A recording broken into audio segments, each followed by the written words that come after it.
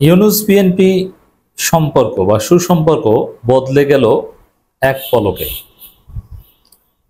London সমঝোতা ব্যর্থ হতে শুরু করেছে, ঘটনা ঘটছে। আমি সবার আগে বলেছিলাম লন্ডন বৈঠক ব্যর্থ।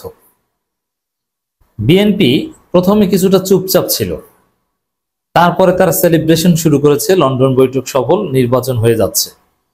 শুধু এটা না, সমঝোতাটা এভাবে দেখিয়েছে, বিএনপি পন্থী বুদ্ধিজীবীরা প্রচার করেছে, সরাসরি তারা এভাবে বলে না, তারা যেভাবে প্রচার করেছে, রিয়াক্ট করেছে, তাদের যে এক্সপ্রেশন, তার অর্থ এটাই যে সরকারি দল, বর্তমান সরকার এবং ভবিষ্যৎ সরকারের সাথে সমঝোতা হয়ে গিয়েছে এবং সেফ এক্সিট নিয়েছে, যার ফলে এই যে বিএনপির যে বক্তব্য যে নির্বাচন হয়ে গেলেও ডক্টর ইউনূসকে দেশের জন্য কাজে লাগাতে চায় বিএনপি।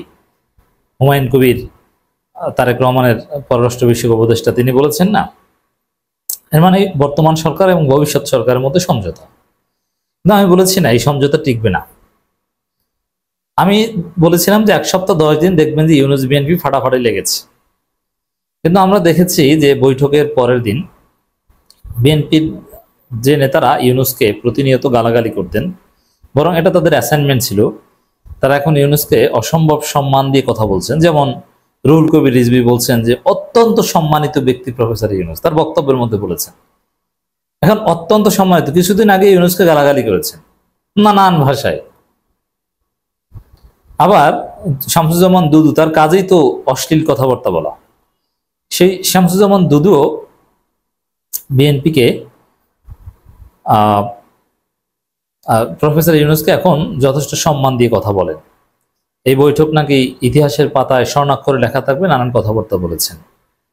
তা আমি এগুলো ব্যাখ্যাও বলেছিলাম যে এটাও ফর দি টাইম বিং, যে কোনো সময় সম্পর্ক টার্ন নিবে, আবার ইউনূসকে গালাগালি করবে, এটা অনিবার্য।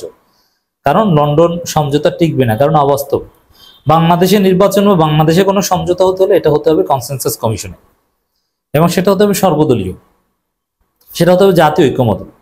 কোনো এক ব্যক্তির সাথে লন্ডনে ঐক্যমত হলো আর সে অনুযায়ী দেশ চলবে, সে অনুযায়ী দেশে নির্বাচনের তারিখ ঘোষণা করবে, এটা হতে পারে না, এটা কোনো যুক্তিই নেই।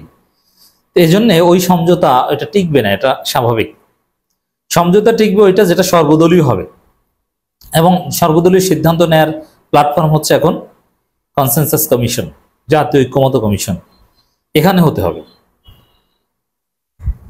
এবং ঐক্যমত কমিশনের চেয়ারম্যান যেহেতু প্রফেসর ইউনূস নিজেই, সহসভাপতি আলী রিয়াজ, তো এখানে একটা সর্বদলীয় সিদ্ধান্তের পর ইউনূস, আলী রিয়াজ, বাংলাদেশে বিএনপির পক্ষ থেকে যিনি থাকবেন ডাক্তার শফিকুর রহমান, পীর সাহেব চরমোনাই, নাহিদ, আরো মুজিবুর রহমান, মঞ্জু, আরো যারা আছে সবাই মিলে একসাথে ছবি তুলবে, তারপরে বলবে নির্বাচন অমুক সময় জাতীয় ঐক্যমত হয়ে গিয়েছে। ওই সমঝোতা কার্যকর থাকবে, সাস্টেইনেবল হবে। আর বিএনপি যেটাকে বোঝানোর চেষ্টা করছে সমাধান হয়ে গেছে, ওটা টিকবে না। তো বিএনপি যেটা প্রচার করার চেষ্টা করেছিল ইশারা ইঙ্গিতে, যে বর্তমান সরকার আর ভবিষ্যৎ সরকারের মধ্যে সমঝোতা হয়ে গিয়েছে, সেটা যে আসলে হয়নি। বর্তমান সরকার আর ভবিষ্যৎ সরকারের মধ্যে যে সমঝোতা হয়নি, তাদের মধ্যে যে সংঘাত, সংঘর্ষ, ফাটাফাটি অনিবার্য। শুধু এটা না, আপনি লিখে রাখেন, বিএনপির যে চরিত্র, বিএনপি যেভাবে পেশাগতভাবে চাঁদাবাজি করছে, যেভাবে তারা লুটপাট করছে, যেভাবে তারা আইন শৃঙ্খলা পরিস্থিতির অবনতি ঘটাচ্ছে, ছাগল চুরি করছে, গরু চুরি করছে, ধর্ষণ করছে, চাঁদাবাজি তো করছেই, দুই গ্রুপে মারামারি করে 125 জনের মতো হতাহতের ঘটনা ঘটিয়েছে, নিহতের ঘটনা ঘটিয়েছে। এই বিএনপিকে সোজা করতে, সুষ্ঠু নির্বাচন করতে হলে বিএনপিকে সোজা করতেই হবে, কারণ এই সন্ত্রাসীদেরকে নিয়ে কোনো সুষ্ঠু নির্বাচন হতে পারে না। আর বিএনপিকে সোজা করতে হলে অপারেশন ক্লিন হার্ট টাইপের কিছু একটা দরকার হবে। তো দর্শক, এই ইউনূসের সাথে সমঝোতা তো হয়নি, বরং বিএনপি সন্ত্রাসের বিরুদ্ধে অভিযানেরও দরকার হবে। অলরেডি চাঁদাবাজদের ধরে ধরে ধরছে, ছোটখাটো অভিযান কিন্তু চালাচ্ছে সেনাবাহিনী বা যৌথ বাহিনী, এত সহজ না। দর্শক, এখানে এই সমঝোতা যে ব্যর্থ হতে শুরু করেছে, এটা যে টিকছে না, তার একটা দৃশ্যপট আজকে আমাদের সামনে বাজারে হাজির হলো। স্থানীয় সরকার উপদেষ্টা সংবিধান লঙ্ঘন করেছে, এটা বলছেন বিএনপি নেতা ইশরাক। তিনি তার লোকজন নিয়ে আবার রাজপথে নেমেছেন ইশরাক, এবং তিনি বলছেন যে সরকারি কোনো কর্মকর্তা কাউকে নগর ভবনে প্রবেশ করতে দেওয়া হবে না, নগর ভবন চলবে ইশরাকের কথায়, বিএনপির কথায়। এবং ওইখানে জন্ম সনদ বা কিছু মৌলিক সেবা এগুলো চলবে, আন্দোলন চলবে। এটাই হচ্ছে যে সমঝোতা ব্যর্থ হচ্ছে তার আলামত, তার আলামত না, তার ঘটনা। কারণ লন্ডন সমঝোতা যদি আসলেই কার্যকর থাকতো, কেন ব্যর্থ হচ্ছে সেদিকেও আসি। লন্ডন সমঝোতা যদি আসলেই কার্যকর থাকতো তাহলে ইশরাক এভাবে সরকারি কর্মকর্তাদের, ইউনূসের কর্মকর্তাদের নগর ভবনে ঢুকতে দিবে না, আবার নগর ভবনে যে আন্দোলন করে একটা ফিতনা ফাসাদ সৃষ্টি করা, এই কাজ ইশরাক সাহেব করতেন না। সমঝোতা সঠিক লাইনে নেই বলেই এটা করছে। এখন সমঝোতা কেন ব্যর্থ হচ্ছে, এর কারণ হচ্ছে যে অলরেডি আপনি দেখেছেন দর্শক, এনসিপি আপত্তি করেছে ওই বৈঠক নিয়ে, ইসলামী আন্দোলন বাংলাদেশ যৌথ বিবৃতি নিয়ে আপত্তি করেছে, জামাত ইসলামী নির্বাহী পরিষদ বৈঠক করে আনুষ্ঠানিকভাবে প্রেস রিলিজ দিয়ে যৌথ বিবৃতি নিয়ে আপত্তি করেছে, এবং এর জবাবও দিয়েছে বিএনপি, বলছে যে মনে জ্বালা একটি দলের। তো এখন সব দলেরই তো আপত্তি, এবং এটা তো সহজ হিসাব যে দুইজন ব্যক্তির মিটিং হয়েছে লন্ডনে আর সেখান থেকে বাংলাদেশের নির্বাচনের সময়সীমা ঘোষণা, না এটা তো অসম্ভব। বাংলাদেশের নির্বাচনের সময়সীমা ঘোষণা হবে জাতীয় ঐক্যমত্য কমিশনের বৈঠকে, যেখানে ইউনূস থাকবেন, আলী রিয়াজ থাকবেন, বিএনপি জামাত সব দল থাকবে। সর্বদলীয় বৈঠকের পর একটা ছবি তুলবে সবাই, তারপরে বলবে জাতীয় ঐক্যমত্য অমুক সময় নির্বাচন। এটা তো লন্ডনের সিদ্ধান্ত হওয়ার বিষয়, এটা তো টিকবে না, এটা স্বাভাবিক। এখন যে জামাত, এনসিপি, চরমোনাই এরা আপত্তি করেছে, এরা সরকারকে জানিয়েছে যে এটা কোনো সিদ্ধান্ত নেওয়ার প্রক্রিয়া হলো না, আপনার নিরপেক্ষতা প্রশ্নবিদ্ধ হয়েছে, এটা সরাসরি ইউনূসকে বলেছে। যার ফলে ওই সমঝোতা নষ্ট হয়ে যাওয়ার মতো ব্যবস্থা হয়েছে। তারই অংশ হিসেবে ইশরাক সাহেব এখন ইউনূসের কর্মকর্তাদের নগর ভবনে ঢুকতে দিতে চাচ্ছেন না, নগর ভবন দখল করে রেখেছেন, আবার মাঠে নেমেছেন। সমঝোতা হলে এই মাঠে নামার ঘটনা কিছুতেই ঘটতো না।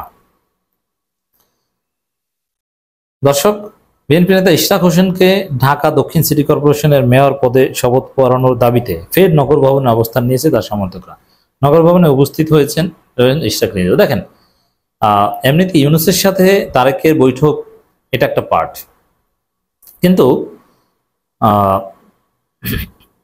খলিলুর রহমান এবং আমির খসরুর সাথে যে বৈঠক হয়েছে ওখানে বিএনপি কি ছাড় দিবে বা নানান বোন অফ কন্টেনশনে একটা সমাধান হয়েছে। তার মধ্যে ইশরাক ইস্যুটা বিএনপির এখন একবার টপ ইস্যুর মধ্যে একটা, এটা নিয়ে আলোচনা হয়েছে, কিন্তু সমঝোতা হয়নি বা সমঝোতা টিকছে না, যার ফলে এখন ইশরাক তারেক রহমানের নির্দেশেই মাঠে নেমেছেন। ফের নগর ভবনে উপস্থিত দখল নিয়েছেন, নগর ভবনে উপস্থিত রয়েছেন ইশরাক নিজেও।